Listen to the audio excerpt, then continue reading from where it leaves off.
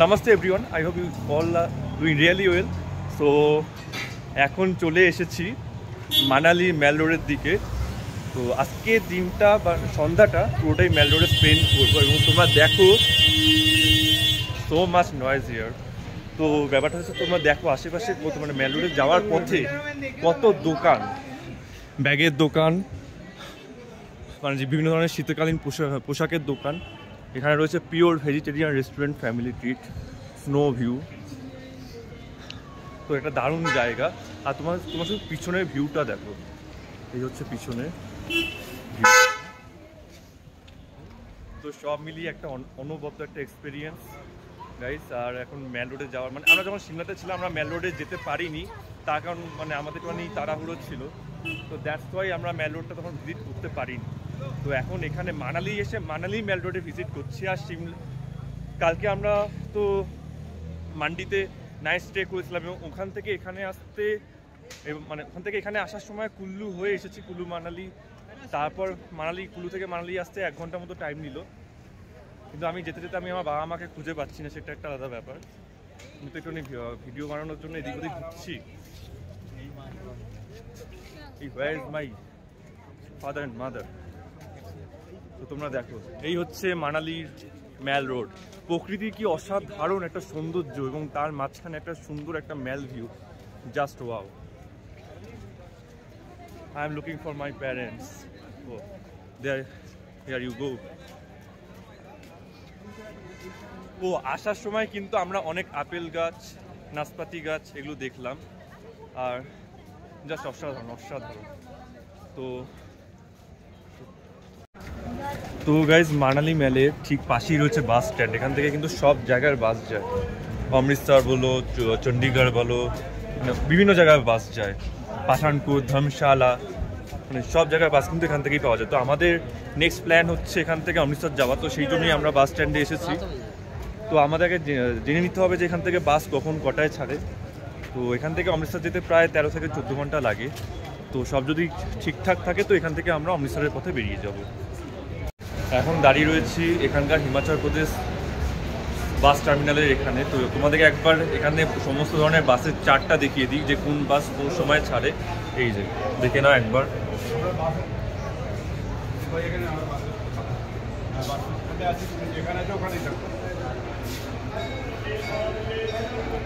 তো এখান থেকে তোমরা সমস্ত ধরনের লাক্সারি, ডিলাক্স বিভিন্ন ধরনের বাস পেয়ে যাবে এবং অলমোস্ট এখান থেকে অনেক জায়গার বাস পাবে। তো তোমরা যদি মানালি আসার পর তোমরা যদি অন্য কোনো জায়গা প্ল্যান করে থাকো তো তোমরা কিন্তু এখান থেকে বাস ধরে ডিরেক্ট চলে যেতে পারবে।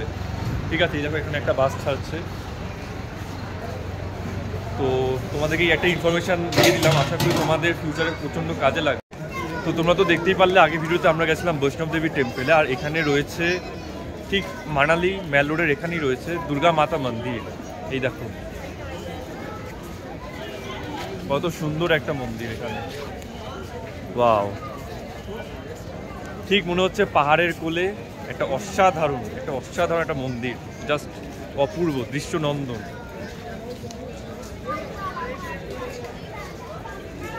ঘড়িতে এখন সময় বেজে 7:15, কিন্তু ট্রাস্ট মি আমরা যে কলকাতায় থাকি এতক্ষণে তো সব অন্ধকার হয়ে যায়, কিন্তু এখানে এখনো মনে হচ্ছে বিকেল 5টা। মানে এত কনফিউশনে পড়ছি যে এখানে মানে কটা বাজে। তোমাদেরকে তো আগে ভিডিওতেই বলেছিলাম যে কটা মানে এখানে আগে পরে হয় ওই সানসেটের টাইমটা। তো এখন 7:15 সময় নাকি এতটা আলো, জাস্ট আনবিলিভেবল গাইস। তো এখন একটু চা পানি কিছু স্ন্যাক্স টাইপের খাবো।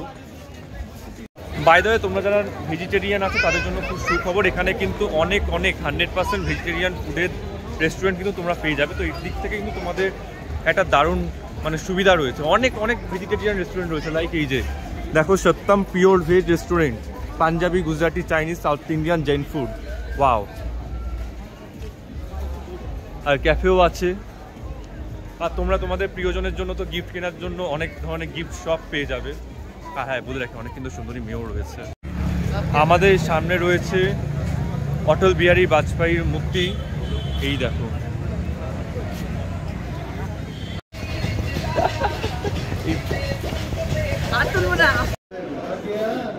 এখন আমরা ম্যাল রোডে গরম মোমো খাবো।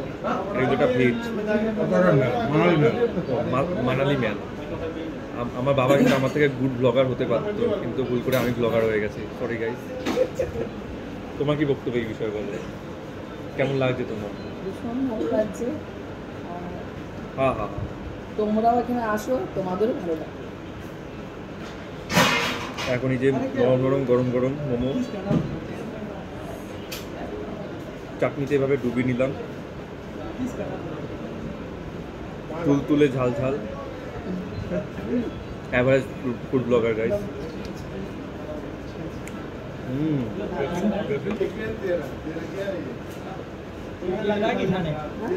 বাবরি বাবু এখানে সবাই খানা আচ্ছা নো ডাউট। এত ঝাল মোমো চাটনিটা খেতে কি ঝাল, খতরনাক ঝাল। এরপর একটু চা হবে, আহা।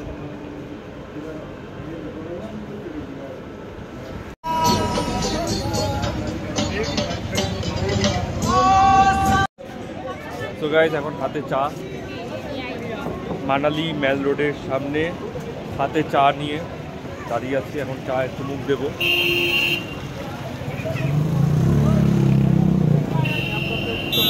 হ্যাঁ, মেল রোডের সামনে চা খাওয়াই একটা অনবদ্য এক্সপিরিয়েন্স। তো এটা এখন আমার একটা সিগনেচার ডায়লগ হয়ে গেছে যে অনবদ্য experience. Have some tea guys. আর এই যে ইনি হাতে চিপস নিয়ে বসে আছেন। Let's enjoy.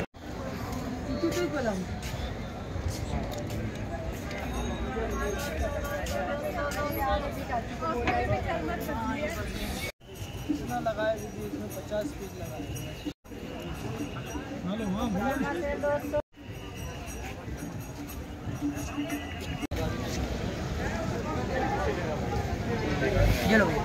Thank you.